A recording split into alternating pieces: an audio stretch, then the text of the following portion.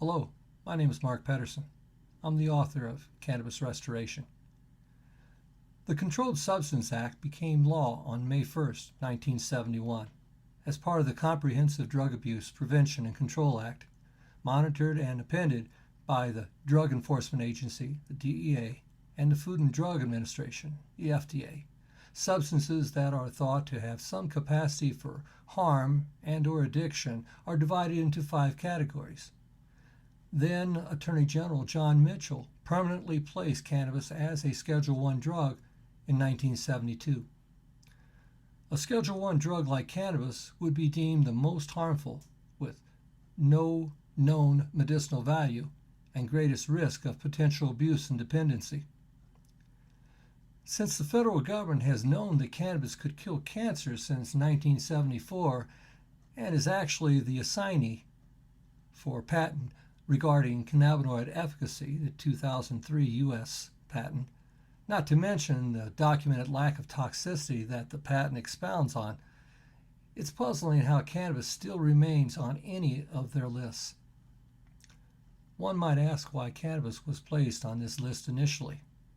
Here's a quote from Scientific American's 2019 article, The Science Behind the DEA's Long War on Marijuana, that quotes Nixon's aide, John Eicherman, in an earlier interview. The Nixon campaign in 1968 and the Nixon White House after that had 2 enemies, the anti-war left and black people.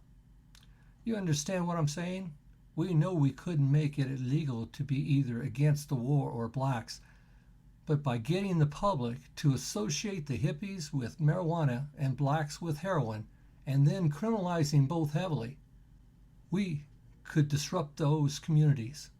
We could arrest their leaders, raid their homes, break up their meetings, and vilify them night after night in the evening news. Did we know we were lying about the drugs? Of course we did. Criminalizing cannabis had nothing to do with protecting Americans in any way, and everything to do with the criminal manipulation of our judicial system by leadership in our highest office. It's well documented. In the decades that followed, keeping cannabis a Schedule I drug proved itself a useful tool for law enforcement, particularly when it came to profiling and civil forfeiture. With only the suggestion of a smell, authorities could gain access to cars and homes where virtually any asset could be seized as contraband when associated with cannabis. Many have suffered for this. How much more so those stricken with chronic and even terminal illness who could have found relief but instead found persecution. Even as the knowledge grows regarding its efficacy for producing medicine and industrial products, fear regarding euphoria persists and is even stoked by those wishing to manipulate public opinion.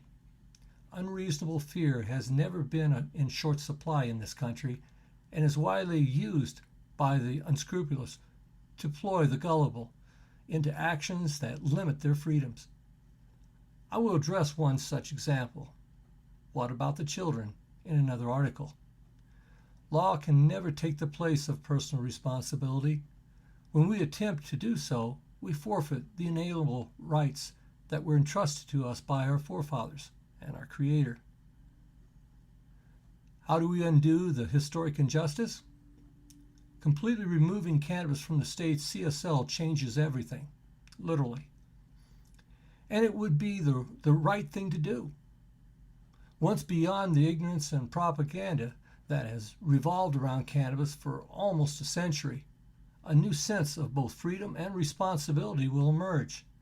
Cannabis will no longer be considered a harmful, dangerous drug, but now a food, a very special food, a food with purpose beyond virtually any other food that has ever been known.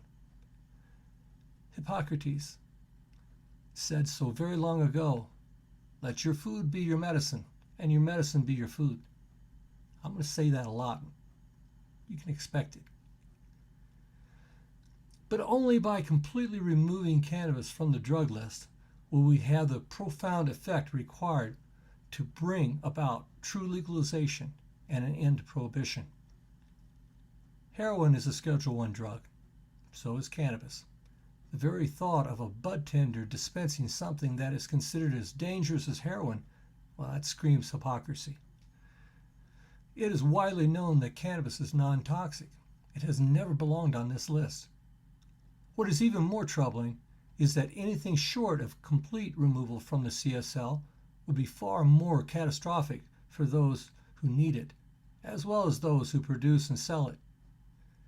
In the real world, physicians cannot handle, dispense, or prescribe a Schedule I drug without a Schedule I license and access to a Schedule I pharmacy. Obtaining these can be quite difficult and would most certainly require an affiliation with a teaching university hospital that explores experimental medications. Such institutions are controlled and heavily funded by the pharmaceutical industry. What's more, handling of this dangerous substance would require special protective measures comparable to chemotherapy. Much expense is questionably tacked on experimental drugs, based largely on the question of toxicity. This is why in so-called medical states, dispensaries are required to have special security measures. Imagine if a heroin dispensary were to open up down the street from your home or school. You would expect the special regulations and security. With blinders to all else, this is largely how lawmakers have seen cannabis and how they have been mandated by law to perceive all things cannabis. Of course, as patients in dispensaries across the country have realized, many ancillary industries like security and child protective packaging companies have benefited tremendously from the very unusual type of prohibition at the unnecessary expense of the consumer. In fact, such businesses have thrived seemingly ahead of the ever-changing legislation that mandates the use of their proprietary products. What has really not been discussed is the real reason why the pot industry would want to keep cannabis as a Schedule I drug.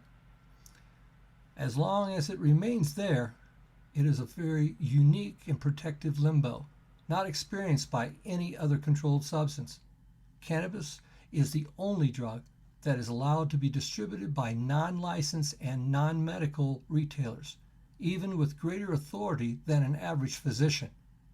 Moving cannabis to any other schedule, 2 through 5, would take it away from the pot industry and place it entirely under physicians, or more correctly, pharmaceutical control. Prescriptions, not recommendations as we are currently seeing, would be required. As well, only pharmacies would be allowed to dispense it. The current cannabis industry has known this for some time, even contributed to initiatives that support limited medical or adult use as a way to undercut real legalization efforts. As the head of one of the largest cultivation facilities in the Midwest told me, quite frankly, as he wagged his finger in my face, cultivators know what you're trying to do. There's no way that we're going to allow this. If cannabis were removed entirely from the CSL, as is dictated by the Cannabis Restoration initiative, cannabis would no longer be considered a drug, but instead a food. Cannabis, in its many forms, could then be sold in any store that can sell food.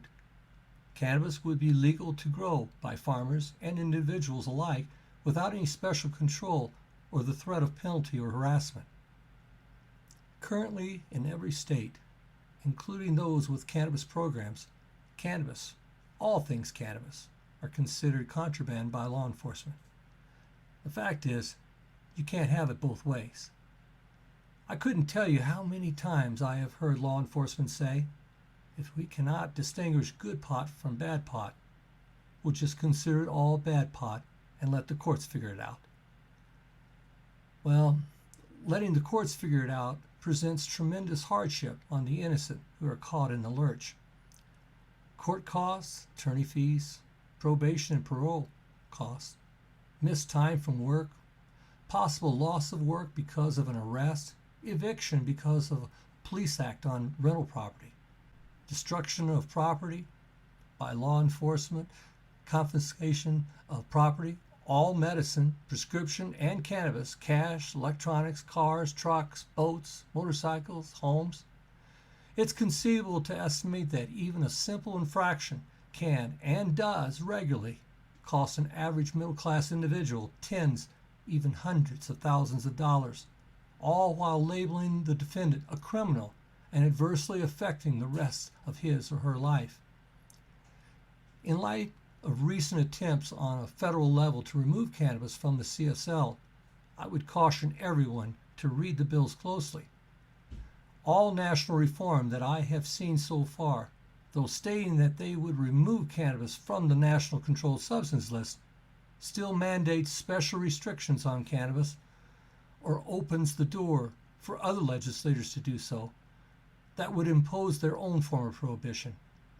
Since removing cannabis from the CSL would reclassify it as a food, we must be careful to never allow lawmakers to set a precedent by imposing prohibitionist restrictions and penalties on the production and consumption of any food.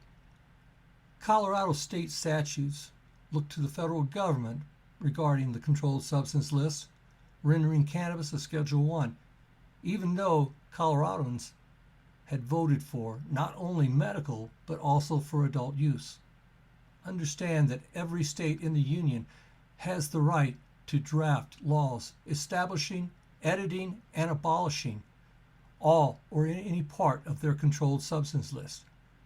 It's apparent Colorado lawmakers have deafened their ears to the will of the people. In writing law, it is particularly important to know that penalties should never outweigh infractions, and any enforcement restriction mandates penalties.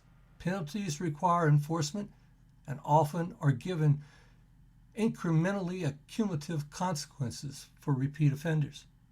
Now that may seem proper when enforcing an obvious wrong like shoplifting, but hardly applies to someone who requires cannabis to maintain some quality of life. How can we justify any penalty on someone who benefits from consuming a non-toxic food? Likewise, how can we justify anyone manipulating the law to prey on the weak for profit? It should be obvious by now that those who persist in their propaganda, even when faced with obvious truth, have a more covert and corrupt agenda. Perhaps it's time to take a closer look at them rather than at what they are pointing at. It's just a thought. Building on untruths will only exacerbate the cost of correction later, and at an ever-increasing rate, while continuing to place the innocent in harm's way, both by draconian laws and by those who exist parasitically because of them.